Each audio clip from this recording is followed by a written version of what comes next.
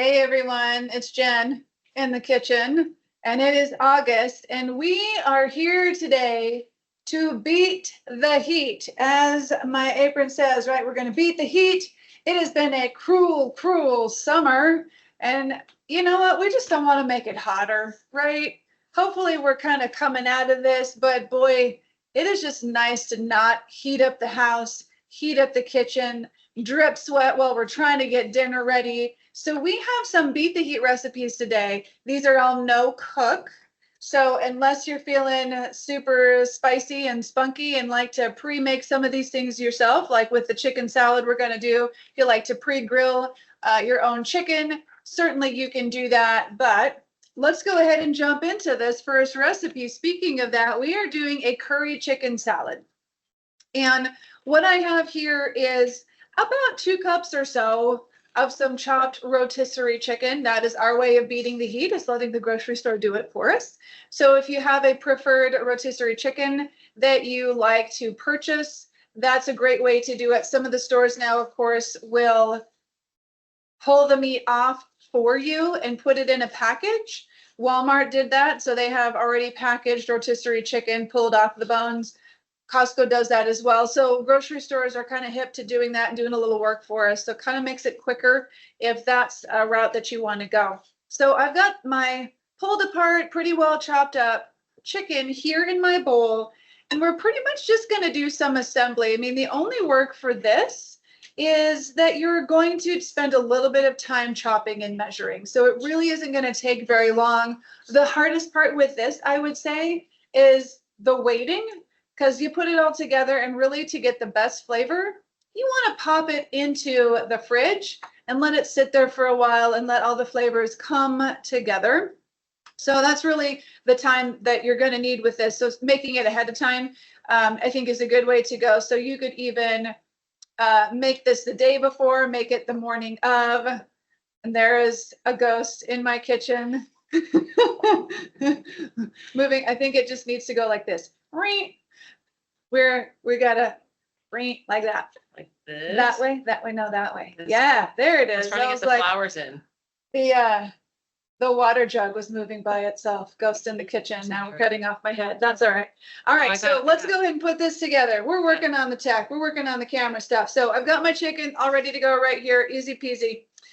We've got some celery, and I've got some, it could be onion or it could be shallot right in here. Not a whole lot of shallot, you know, half to a full shallot, or just maybe just a few tablespoons, 2-3 tablespoons of a chopped white or red onion, whichever you have and whichever you prefer. And then 2 to 3 stalks of celery, depends on how big your stalks are. So that's about what we got here. We're just going to go ahead and pop this right into our chicken. So that went pretty fast. And then we've got half a cup to 2/3 a cup of mayonnaise. We wanted to give you a little bit of flexibility depending on exactly how much of all these different ingredients that you happen to put in, because, you know, we're measuring these, but sometimes these things are not always exact. So half a cup to 2/3 of a cup of mayonnaise, that allows you a little bit of wiggle room for the bulk of the food that you have in here, plus just how moist you might need it. Especially for any of our bariatric surgery patients, moisture is a pretty important piece. And so if you need a little flexibility to put more of that in, you can certainly do that. And then really it just comes down to the seasoning. So we've got our salt and our pepper.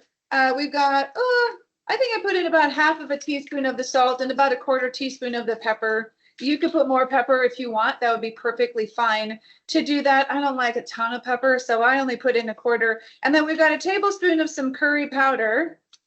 And we're just going to stir it all up. We're going to get it all good to go. I'm going to hardly be on camera before I'm moving to the next thing. But I'm just going to make sure that I've got it all stirred together really, really well. And that's pretty much it. So you can do a few different things with this. Obviously, like I said, you want to put it in the fridge and let it sit. That would be the most ideal scenario. But what I'm going to do, just to show you one way to use this, you know, you can put it in a little bowl or container. That's what a lot of our patients will do. You can put it into a lettuce wrap or on a bed of lettuce if that's how you like to do this. And there are also a lot of wrap options out there. So I am going to use this organic coconut wrap. So this is one of different options that are out there that are very low in carbohydrates. This one, we bought these online. I'm going to come in close. They're coconut wraps by Nuco, Nuco. So that's just one option. One wrap, 70 calories, 1 gram of protein, 6 grams of carbohydrates, but only 3 sugar, no added sugar, and 2 grams of fiber. Not too bad. And this is made from coconut, so it's going to be a little bit heavier on the fat side than your nutrients like protein. But a really nice flexible option. Does not need to be refrigerated. In fact, it's better if it's not, so that it's nice and easy to fold when you're trying to fill it. So what I'm going to do is just go ahead and put a little bit of this chicken curry into my wrap. I mean, enough. We want to have enough in there, maybe about a half cup or so. And I'm going to kind of spread it out a little bit, and we're going to give it a good fold. Some of you might be expert wrappers, and if you are, please don't cringe. I'm not. I'm working on it. It's a work in progress. And so I put it in, pulled it, folded the flaps in, and then rolled it. And there you go, boom. That's actually pretty good. I'm pretty proud of myself with that one. So that is one idea that you have that you can do. Now, do we have any questions or comments? What do we have? Yeah, let's hear it. How much curry do you need to put in? Are you going to tell me the question? She's asking. She's asking. Sorry for the echo. Can you hear me? I can. Okay. How much curry can you put in? I didn't get that part. Oh, do you have the recipes? I was writing down the recipe and I forgot to put down the curry. How much curry? Oh, how much curry? It was 1 tablespoon of curry. 1 tablespoon. Yeah, if you have the recipes, it'll have that all on there, but it was 1 tablespoon of curry, half a teaspoon of salt, 1/4 to a half teaspoon of the pepper. And then we had our about 2 tablespoons of the onion or shallots, half a cup to a 1/3 cup of the mayonnaise. The recipe says 3 small stalks of celery finely sliced, so about 1/4 cup, right, give or take. This is a salad, so it doesn't have to be exact. And then it was about 2 cups of the chopped rotisserie chicken. But that again should be on your recipe for you. And for any of you who come and look after, definitely just send us that message at bariatricsupport@slhs.org, and we'll make sure that we get that to you. But that is pretty much it. So I'm going to set this in the fridge so it has some time to chill. Got some time to chill out, and I'm gonna pass my very nicely looking wrap over to Shirley, who's going to make it look even better than this. If you're serving this, we also have a little bit of cilantro that you can sprinkle on top, which will add a little bit of flavor. So I'm just going to do that right now. Why not? So we're already ready to take a commercial break. I'm going to pass it off to Amber. We're going to take a couple minutes, and then we're going to get ready for the next Keeping It Chill recipe for today.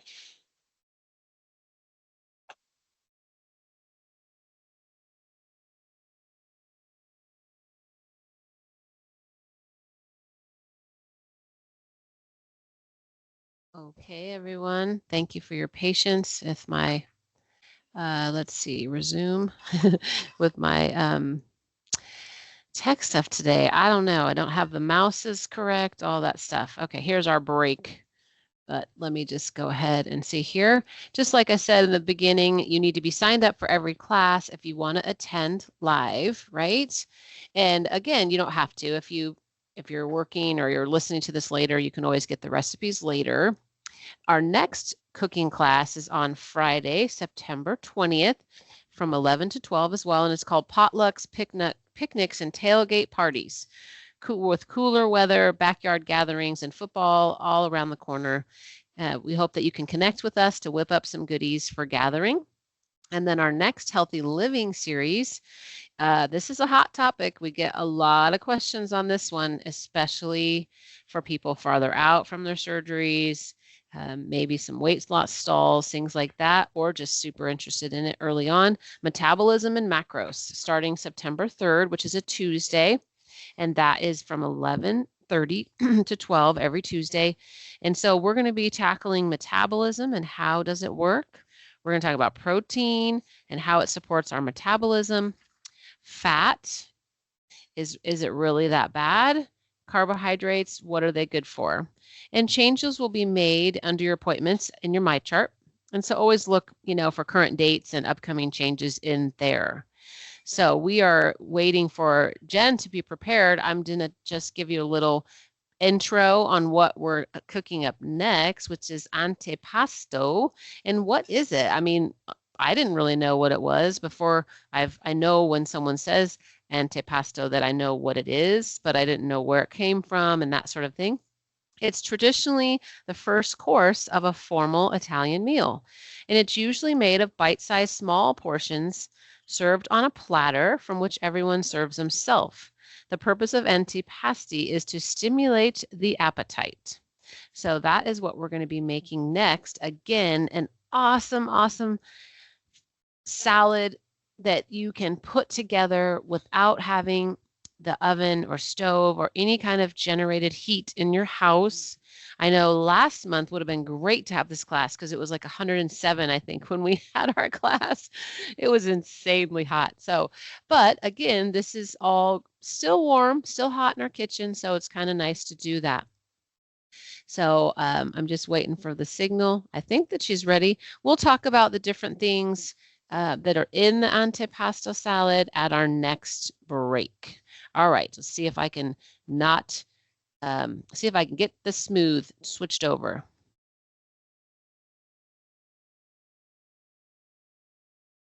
All right, so we are back in the kitchen. We're ready to put together another recipe, and this is going to be another nice, pretty easy one where essentially you're just going to find yourself doing some chopping and measuring to get it all put together. And there's, several layers here, but it's a pretty forgiving recipe. You can kind of swap things out if you want to. So we've got black olives going in. You could do green olives. You could do Kalamata olives. You could do the little green olives with the pimento inside. You could kind of mix it up a little bit here. We've got red peppers. You could do tomatoes, right? You could kind of mix it up how you like. And the nice thing here is we're giving you some amounts in the recipe to try and help you have a little bit of balance with the flavors. But again, pretty forgiving in that if it's a little more, it's a little less, it's a salad. It's going to be totally fine, right? So we really don't have to worry about that too much. So as Amber said, because this is a lay it out, everyone eats off of the same platter or pulls their food off, we're going to go ahead and we're going to prepare this on a platter that just could be set on the table for everyone to go ahead and serve themselves from. And we've got a 10-ounce bag of romaine here just already chopped up for us. You can pick a different mix of greens if you want. If you don't want romaine, or if you want to have spring greens or mix in some spinach or just use what you have, again, it's really fine to do that. You kind of want to be able to feel like you can make it your own. And so that's what we're going to do here. But I really kind of like that Italian vibe that this brings with the different toppings that we're going to put on. So we're just going to go ahead and lay this out all nice and kind of pretty. And then we're going to start with our meats and our cheeses. So what I have here first is some fresh mozzarella, 5 ounces, 1.25 cups-ish. So basically when you go to the store and buy the 8 ounces of the mozzarella, a little over half is what you're using. And we've got the sliced mozzarella, so we quartered it. I know it's kind of hard for you to see. There we go. We quartered it. I think another really easy option would be the mozzarella pearls that you can buy that are already those cute little bite size, and that would be easy. You don't even have to chop those. So that would be a great way to go. So we're just going to go ahead and sprinkle these over our bed of lettuce. Oh yeah. I really like fresh mozzarella. So with fresh mozzarella, what you have is a little bit of a wetter mozzarella. So it hasn't been dried and strained as long, like the cheese sticks and the block mozzarellas that you can buy. Those have been allowed for the moisture to come out of those quite a bit more. Whereas this, it's a little bit higher moisture. It's a little bit wetter. It's a little bit spongier. It has a really nice kind of fresh texture to it. So I really like this. It's really great for this kind of option. But if you don't have that, shred up some block mozzarella, sprinkle it on, boom, you're good to go. Not a big deal. Let's go ahead and move on to our meat. So we've got some salami here, 3 ounces or so of some salami, and we just chopped it into small pieces. So nothing too fancy there, but small enough that we can spread it all over our salad. So we're going to go ahead and do that. And you can, again, do more or less of this. This is a really nice, healthy serving. These are processed meats, yes, but you can get a lot of flavor. So a smaller amount of this goes a long way. And so using something like this to mix in with some of your other proteins can be a great way to get the flavor and kind of really spread it over a larger portion or a larger plate or dish. Our other meat is going to be some prosciutto. So we took our little prosciutto strips and we slice these into little pieces, 3 ounces here with this. Prosciutto is a little bit more expensive. So again, something that you kind of want to spread over a whole dish. Again, also has a lot of flavor. And this is a dried, basically, meat, ham. And so, I don't know, Amber, are you talking about prosciutto at all? Mm-hmm. Yeah, so I won't talk any more about it. But again, a lot of flavor, kind of briny because it's salted and dried. So a lot of flavor with this guy. So again, a little bit goes a long way. So if you're, only want to buy 2, 3, 4 ounces of it, you can still get a lot of good flavor with that. So we've got our meat and our cheese on. Now we're going to add our other vegetables and flavors. So what we've got here is some sun-dried tomatoes. Oh, I don't know, 1/4 to 1/3 cup. We chop those up just a little bit. Usually you'll find those in oil. Sometimes you'll just find them dried in a bag, like dried fruit kind of a look. But we strained these out, drained off the oil, and then we're going to just sprinkle these in. These give a punch of flavor. If you like tomatoes, it's really, really, really good. Also, if you like to have that tomato flavor, but you're having trouble getting through your fresh tomatoes quick enough, which sometimes can happen, especially if you're eating a little bit less of some of those kind of things. We struggle to get through all of our foods before they go bad, the fresh fruits, the vegetables, all of that. So this is a great way to have that tomatoey kind of flavor, very rich, very flavorful, and you can keep it in a jar in the fridge, lasts a lot longer than your fresh tomatoes, and then you can still get that flavor kind of as needed and not have to worry about getting through the fresh before they go bad. We got about 1/3 to 1/3 cup of some chopped roasted red peppers, also from the jar, so a lot of good flavor and color there. So we're going to layer these on just like that. That would be a really great topping for maybe a cottage cheese flatbread pizza option. In fact, all of this could be really great. Put on something like that. We also have our artichokes. We got our artichoke hearts. They just came from a can. We quartered those 5 ounces or so 1/2 cup-ish or a little more of our artichoke hearts. These are going to give some good fiber. So we're going to add those on. And then we've got our olives. We have black olives. Again, you can pick whichever olives you like. We just sliced them in half the long way. I thought that looked kind of prettier. So you can buy the cans of sliced olives if you want to forego the slicing part or just put them on whole. That would be fine too. I think having them in halves or slices just kind of helps you spread it out a little bit easier. So it makes getting it all spread even a little bit easier to do. And then we have some cucumber, right? So cucumbers are in, right? Anyone who has a cucumber plant is dying right now to give away cucumbers. My boss gave me a whole big bag. So pickling is a good thing to do. You can do pickled slices. You can pickle the whole cucumber and just make pickles. Obviously, you can put it on salads. Is a great way to do it. My kids like cucumber sticks, so we do a lot of those right now. So, in fact, a lot of pickling, I think, is going on in a lot of households to try and preserve all of the cucumbers and the fruit and the tomatoes. And I just pickled some banana peppers and some jalapenos. Really easy to pickle, by the way. So if you're feeling intimidated with anything like that, there's a lot of really simple, easy recipes online where you just kind of chop things up. You measure out your water, your vinegar, your salt, maybe a little bit of sugar to go in there, put it in a jar, stick it in the fridge, give it a few days, boom. Red onions are great. The jalapenos are great. The banana peppers are great. I'm going to do some pickles. Really, really easy, great way to do it. All right, so we've got all of our goodies on there, but we do need to add a little bit of a dressing, and we're going super simple, right? So we're going to get ourselves some extra virgin olive oil. That's what I have here. Extra virgin olive oil is essentially one of the healthiest fats that you can pull into your diet on a daily basis. Very anti-inflammatory. Amber's going to share a little bit more information about that with you, but we do encourage the use of this. Yes, it is a fat, but we find that healthy fats actually are really helpful with weight loss and appetite control. And in addition to that, we have the health benefits from certain healthy fat choices like extra virgin olive oil. So I usually like to tell people, buy the best that you can afford, the highest quality that you can afford in your kitchen. So we've got basically our dressing, our olive oil, just drizzled it over. And then we're going to try not to spill the salt. We're just going to sprinkle some salt over. So we're just going to add a little bit of seasoning here, nothing too much. You don't need to go too crazy. You can do more or less as you like, but we've got a little bit of saltiness already with our meats and our cheese. So we're just going to put a little bit of salt in there. And then we are going to top or garnish with some basil. Okay, anyone who has basil has basil coming out of their ears right now. So what a great way to use it with a salad. All right, so this is our antipasto salad right here.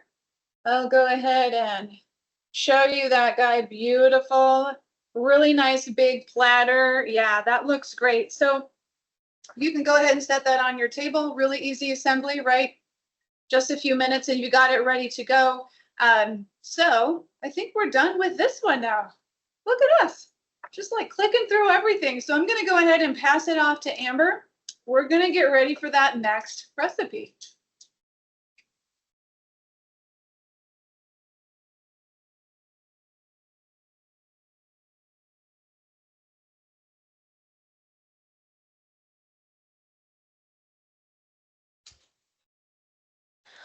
All right, everyone. Whoops, I almost dropped all my papers.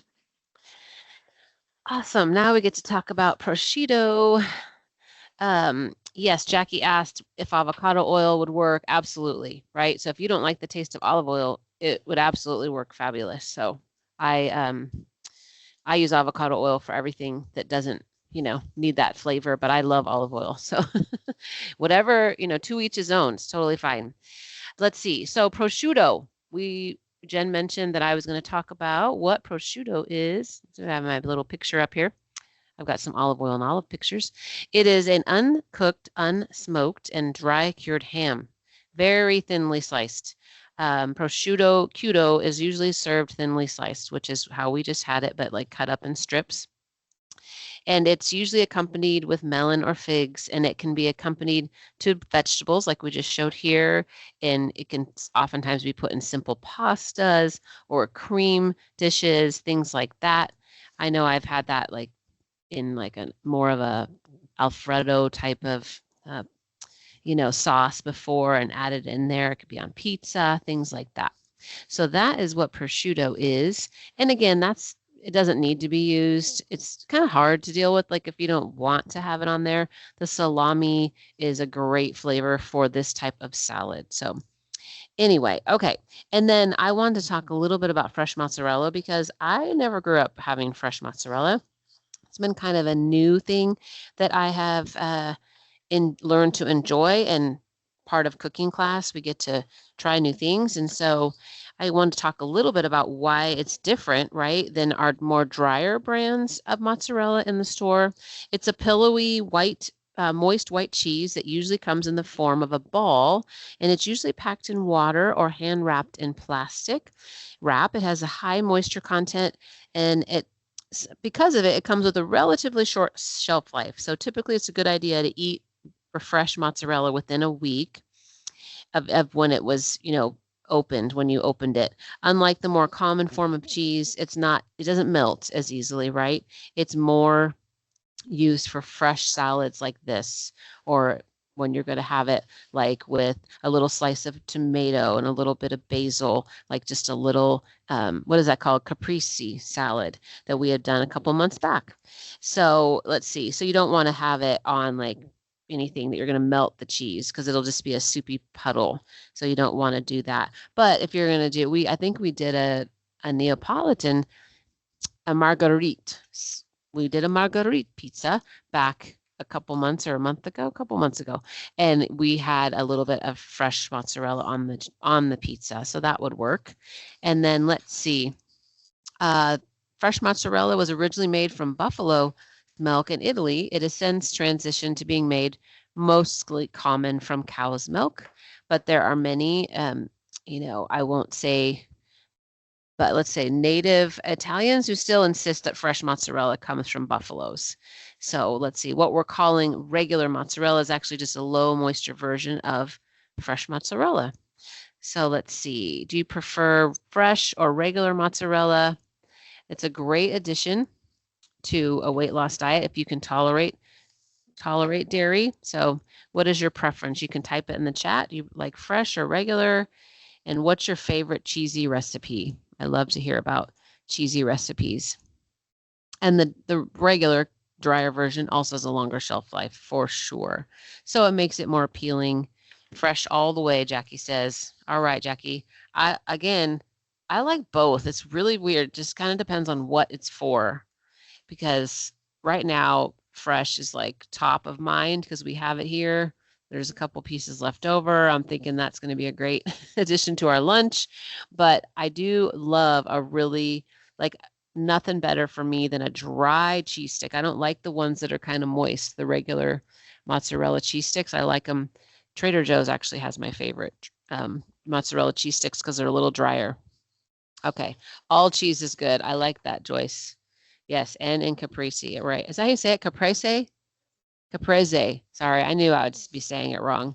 Okay, well, we are getting ready to move on over back to the kitchen to talk to Jen.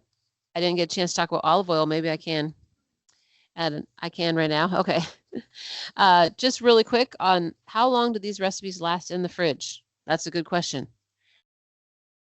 Yeah, up to 5 days. Definitely because of the different salty meats in there. The romaine meat might make it a little bit weird with the antipasta, but you don't even have to have the romaine with it. You could just kind of serve it with the romaine when you are ready to serve it, but everything else in it would last at least 5 days. And the curry, same thing for 5 days.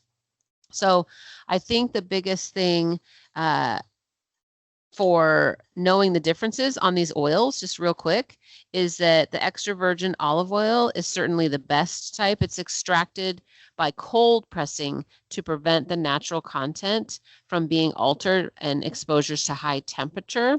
And the oil has a lower acidity content compared to just the regular virgin olive oil. And it's considered the best because it retains most of the natural flavor and aroma of the olives. And it's also used for different things like salad dressings. It's also really good. It has a pretty low smoke point. So that's why when I saute or do things that are going to be hot, I use the avocado oil because it has a much higher smoke point. Now, there are some olive oils that have higher smoke points, but they're usually more refined. Then regular virgin olive oil is unrefined. It's extracted also by cold pressing, and it has a slightly higher acidity for about 1 to 4%. And this one is a little bit more temperature resistant than the extra virgin olive oil. And then it goes down on the line for those. But just wanted to kind of give you a little bit of background on that. So I think we're ready to move on back to the kitchen. Thank you so much for your patience. All right, it's time for dessert, right? Desserts, yes. So what we have here for you today is a peach berry cheesecake cup. So we are going to start putting this guy together. Again, no baking, no heat. That's the way for today. So what we've got here is a 8-ounce block of cream cheese. that we've had it sitting out for a while, so it's softened, right? That's important because that's going to make this a whole lot easier for you when we're trying to get this all to incorporate, is to have that cream cheese already kind of soft. And I find that it helps to just put the hand mixer in with it, just to kind of give it still, again, just kind of a little bit of a whip before we start adding everything else in. So that's what I'm doing here. Nothing fancy. We're just kind of breaking it up and getting it nice and smooth and a little bit whipped here. So, so what we're going to do is we're going to go ahead and add our other ingredients into this, and then we'll add our whipped cream, which I will talk about here in just a minute. So we've got our 8 ounces of cream cheese, and then we've got 2 ounces of mascarpone. This is a really nice addition. So mascarpone is a little different than cream cheese. It's a little bit fresher, I would say, maybe a little bit creamier, a little bit, almost sweeter. That would be my description of it. But it's a really nice addition, especially just for something like this as a dessert. It kind of lifts everything up a little bit and adds just that very, very tiny hint of sweetness to it. If you don't have this, if you can't find it, if you don't want to buy it, just add a little more cream cheese. That's what you can do. That's our way of taking care of that part. Is we'll just substitute in a little cream cheese if we need to. So we're just going to get those a little bit mixed together. And then what I want to do, of course, is add actually a little bit of sweetener. So I've got a 1/2 cup of a powdered sugar substitute. This we're using today is the Swerve. That's the brand that we're using. Gosh, that's really hard to see, isn't it? There we go, kind of. There it is. So this is not the only powdered sweetener out there, obviously. This is just the erythritol version that we tend to use more commonly, but you can use any powdered, no sugar sweetener, right? We're trying to avoid a whole bunch of actual sugar in here. So we got a 1/2 cup of our powdered sweetener going into that guy. And then we've got our 1/2 teaspoon of vanilla. We definitely want a little bit of that in there to add just that extra layer of flavor. Really, really important when we're thinking about that is layering in some of these flavors. It's just not going to taste as good if we leave the vanilla out. I mean, it'd be okay. We have some sweetness from the berries still. That's going to taste better if we have that vanilla in there. So a little bit of vanilla extract there. We put in that. So I just got this all whipped together here. It doesn't take too long, especially if your cream cheese is soft. So that's definitely a step. If you forget, my workaround is to just stick it in the microwave for a few seconds until it starts to get a little bit softer, and then you can whip it up and you'll be fine, good to go. So if you're that oh my gosh, last minute, microwave, it's a good way to go. So now what we're going to do is we're going to mix our whipped cream that I already whipped for us in with this mixture. So this is a cup of heavy whipping cream, and I mixed it to soft peaks. So for any of you who are bakers or just kind of have done some of this before, you're going to know what soft peaks are. But for anyone who doesn't, we're whipping it till it's thick enough that when you pull the whisk out, they make peaks, but then the tops kind of flop over. So it's still soft. It's not stiff and doesn't stand up on its own when we pull that mixer out. So that's the consistency that we're gone for with this. So partially whipped, I guess you could say, in a sense. So I'm just going to put all of our whipped cream into this. There we go. All right, brilliant. And then we're going to mix this together. And that's pretty much it. I mean, it's really easy. I got to tell you though, this one's a winner. Like if you are looking for something kind of a little bit sweet, but mostly creamy, a little bit more fresh, especially with the fruit that we're going to put with it.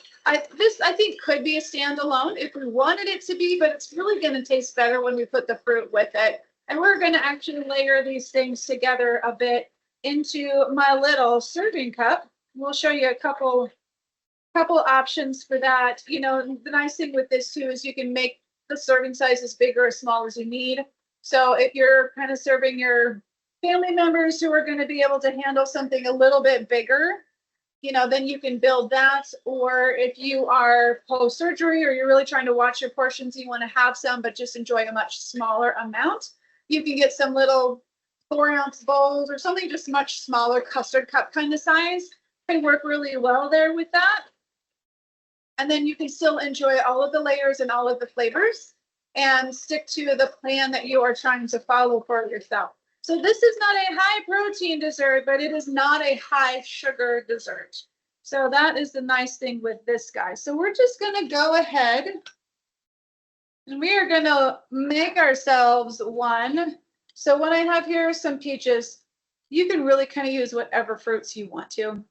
We have some fresh peaches actually from Amber's Peach Tree, which is also so fresh and local. Very, very cool.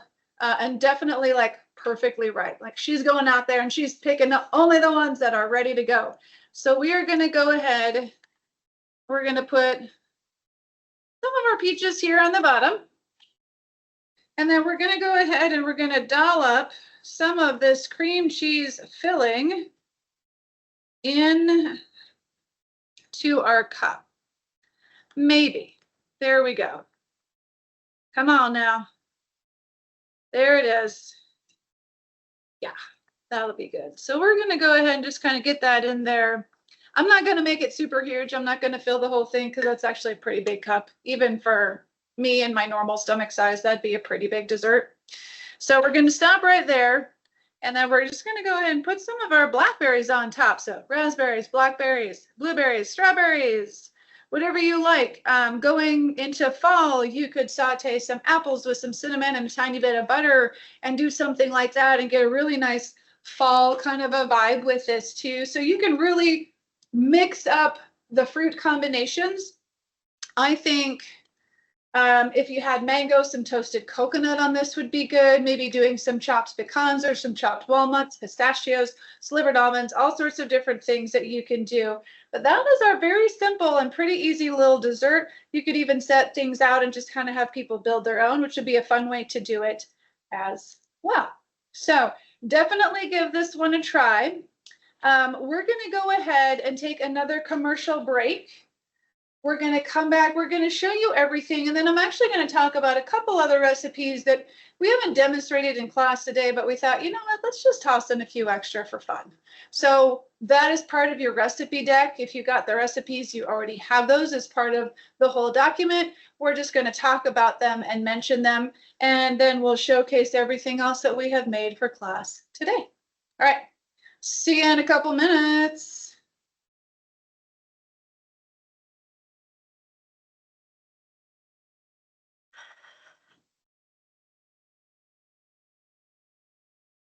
All right, everyone.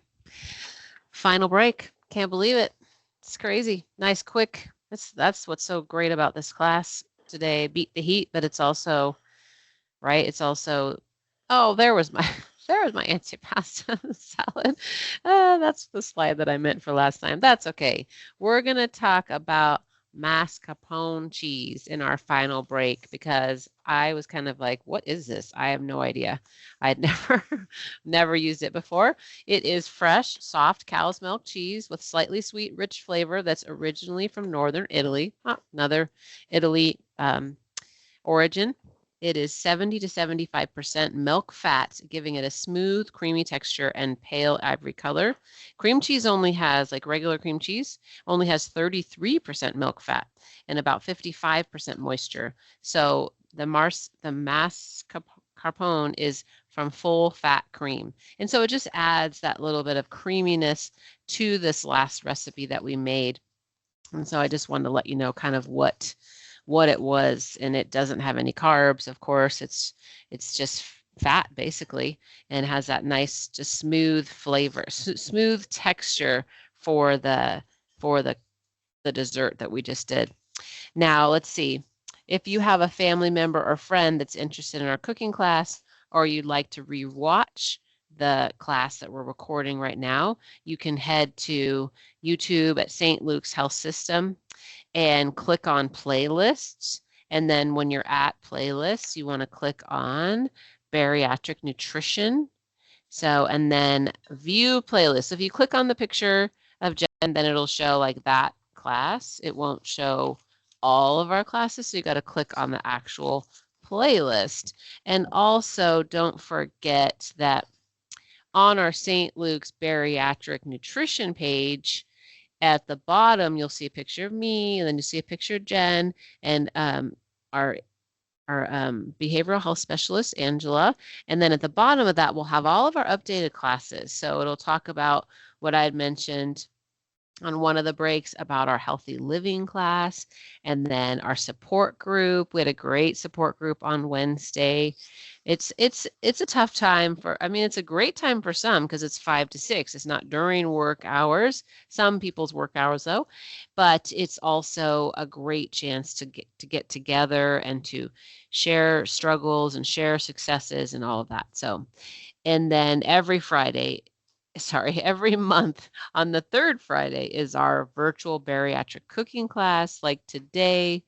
And then Journey to a Stronger You is our email support that if you're new to us or some of you are pre-surgery, it was sent out. You had to opt in on one of the first emails you got from the program. So you'd have to opt in to get that. I think we only send out an email, what is it, once a month, Jen, or for Journey to a New You, the email opt-in? Oh, I know it's, oh, what's the email thing that they get when they first start? It's called, Amber, this is Mish. Oh, hi. Hi, it is called Journey to a Stronger You, every 3 weeks. That's They what I get was just, sent. okay. Yeah, every 3 weeks. And the email is actually for you to opt in. Yes. Is sent almost immediately when you leave your new bariatric consult. So That's right. Okay. Yeah. Yep. So Okay. please Thank opt you. into that. There are some great emails that are sent to you that Jen and the dietitians have put together. So it's a great way, and it follows you throughout your journey. Oh, that's awesome. Thank you. Thank you for more specifics. I know I knew it was opting in. I knew it was like No soon, worries. right away. So after you have your first consult, you get that email and you can opt into that. That's awesome. All right, let me put that in the chat here. A stronger you, not new you. Stronger, new. Okay, we are going to email sent immediately. I'm gonna just type it after your first bariatric consult. Okay, it looks like we're headed back to the kitchen to see. Wow, it's beautiful. Azra said it looks delicious. Yeah, wait till you see it all at once. It's amazing. Okay, here we go.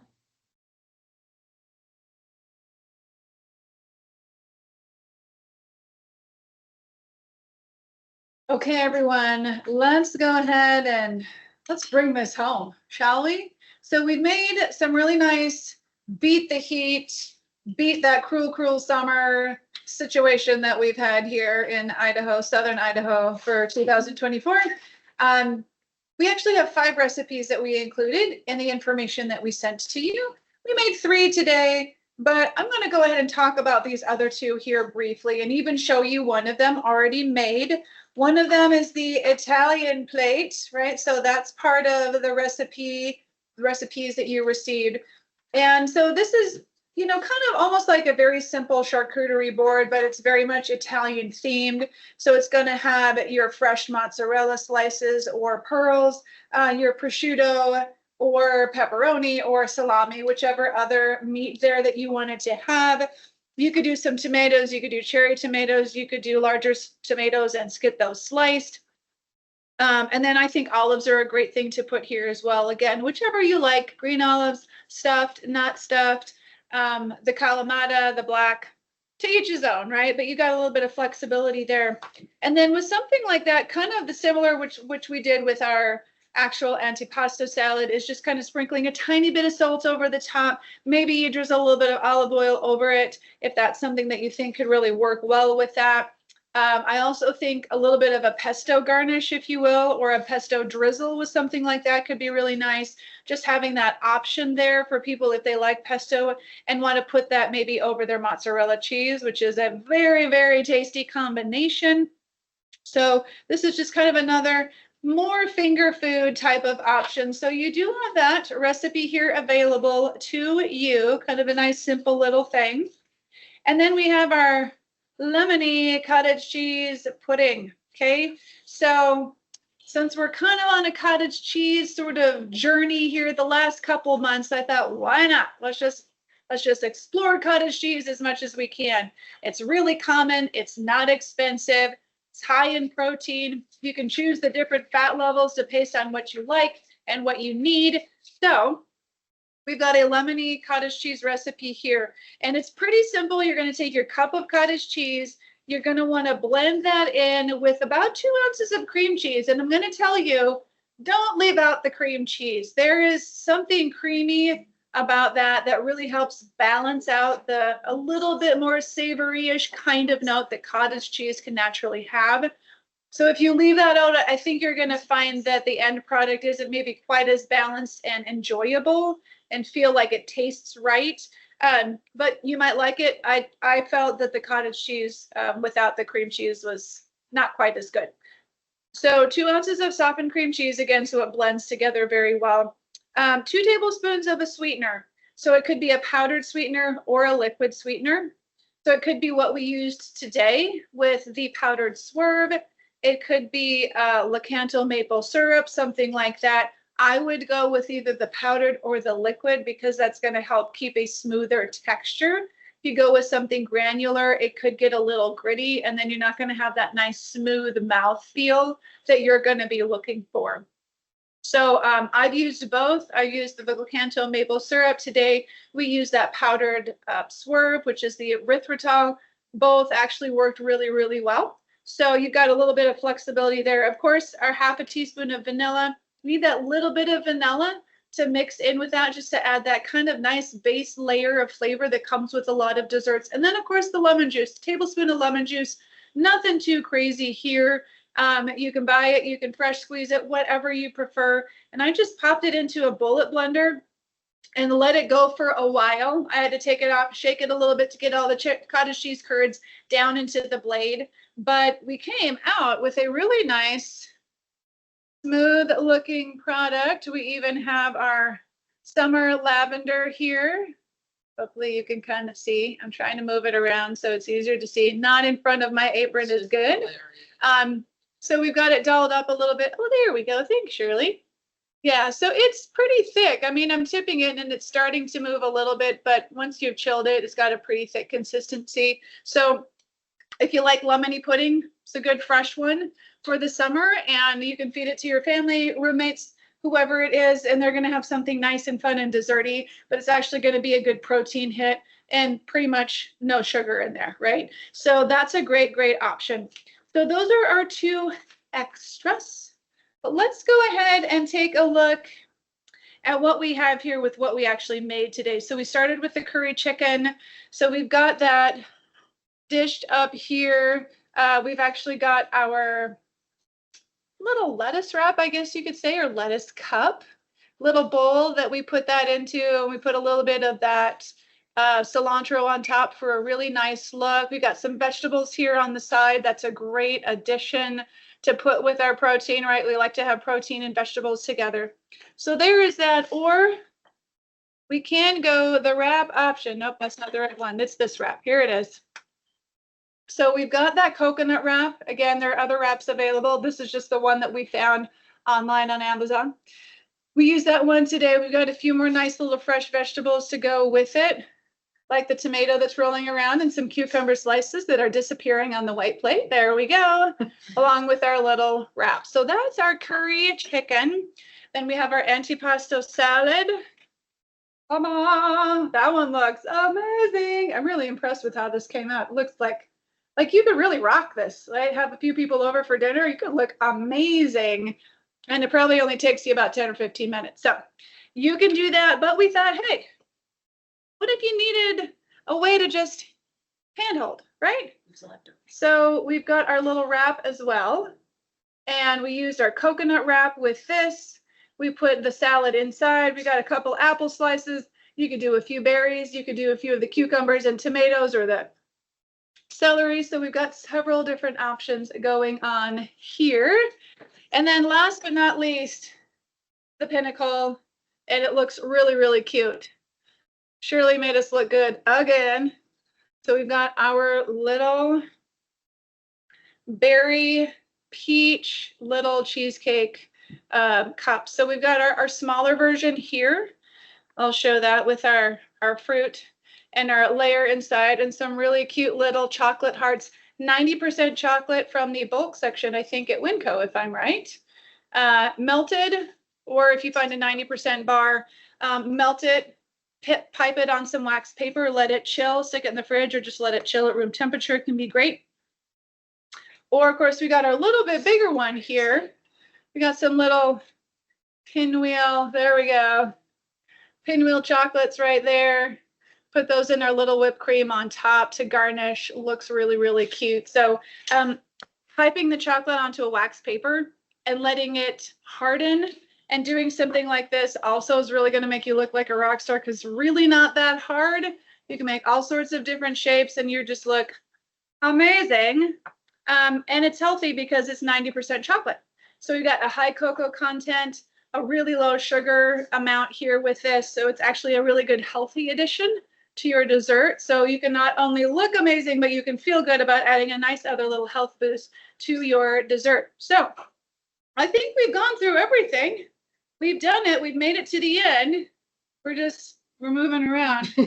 So any other questions, comments? I'm just going to move in space. I'm just going to stay in frame with wherever it goes. So questions, comments, stories, any good helpful tips that you thought of to go with what we made today that you want to share with people? So we're going to let Amber read the chat or listen to the voices in her head and see what she's got. Let's see, Kathy has an off-subject question. I've been wanting to try the cottage cheese flatbread and a few, I should probably say it online. Well, if you say it with your mic on, it's easier for everyone to hear. Hang on. For anyone who's not hearing that.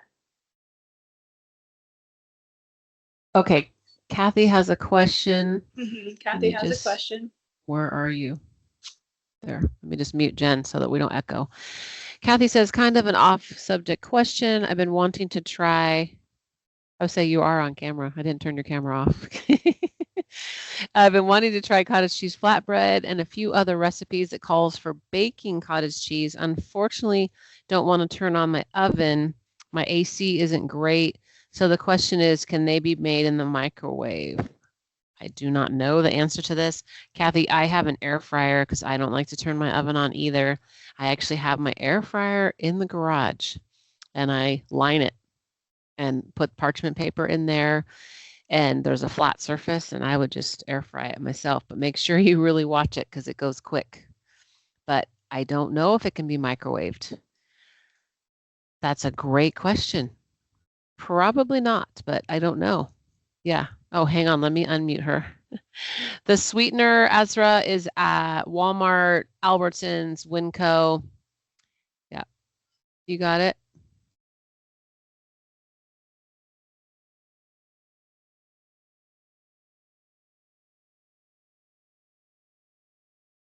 I'll stop pushing buttons. There you go. Can you hear me? Okay. Yeah, so now I forgot what we were saying. So with the cottage cheese Sweetener. sweeteners. Oh yeah, the Splenda. So we got that at Walmart. I've seen it at Winco, online, of course. So most stores now carry the Swerve, is what I found. I've also seen the monk fruit sweeteners at Winco, either on the shelves or in the bulk section at times. And Costco. Costco as well. Yeah, I could get a bag of the granular monk fruit sweetener. The monk fruit maple syrup I bought at Winco before. That's usually where I go to get that guy. My daughter really likes that instead of the regular maple syrup, which I think is awesome. So you can find those in most stores now. And of course, Amazon will send you anything, including a tiny house. So obviously you could get it there as well. Yeah. And I think with the cottage cheese flatbread, if you have an air fryer, that'd be an interesting test to see if it worked. Otherwise, waiting a few weeks until the heat kind of comes down a little bit I think, because then you're basically in oven season for a good chunk of the year. And then you can make some and freeze them to have for the summer months. When you get into spring, make some for freezer for the summer months and maybe kind of live on those for a little while. She said she has an air fryer. Oh, you have an air fryer. Yay. I would think maybe if someone has a toaster oven, that could be another way to go, but not everyone has a toaster oven, but that could be another great option. Still makes a little bit of heat, but usually not as much as your big oven. Yeah, which you could also put your toaster oven in the garage as well, or just outside. I put my Instant Pot on the back patio when it's really hot, especially when I'm making bone broth because it makes the house smelly and no one likes that. So I put it on the back patio and let it do its thing out there. What do you do? Are we good? Yeah. We got it all? Okay. No other questions? All right, y'all. Thanks for joining us today. Really appreciate you hanging with us. Make sure you try these recipes out. I think you'll like them. I think you'll find them easy, and we like easy. And right now we like cold and we like quick. So make yourself some good food. Join us next month. We're doing picnics and pigskins and football parties and all of that good stuff. And so you'll want to go ahead and join us for that for sure. All right. I think class is over. I'm ready to eat. I've already also started with the chocolate, but you know, dessert first. Why not? Okay. Didn't get anything off. Okay, everyone. Sorry about that. Let's see. I don't even have a thank you. I thought I had a thank you slide. That's okay. I think I didn't drag it over for this month. I'm so sorry, but here we are. We're at the end. We thought we were going to be done way early, but we did talk about those additional recipes, and here we are just 11:57. You get 3 minutes back. If I will hang on a couple more minutes if you have any other questions. I loved someone said something about pumpkin. I mean, I had no idea, but that little cream cheese cup that we made today is so good, and it's so easy and light, and especially for some pickier people. No names mentioned in my house, and you know, everyone loved it. So it was really, really great. And I love the idea of I've got a bunch of apples, so now peaches are coming off my trees, and then I've got apples. So some apples with some butter and cinnamon, just a little saute, just cook them up a little bit like an apple pie. That would be great. We also thought, and I intended to make little from our June recipes, that the sugar cookie crust that we did for the fruit pizza would be amazing crumbled with this cheesecake cup as well, because a little sugar cookie with the cream cheese, kind of like you could crumble it in the bottom, kind of like a crust, or you could just have it as a garnish, whatever you'd like. So, all right, everyone, it is awesomely cooler. We got the windows open at our house. We're so excited. It's like 55 when I woke up this morning. So enjoy the rest of your day. Thank you again for joining us.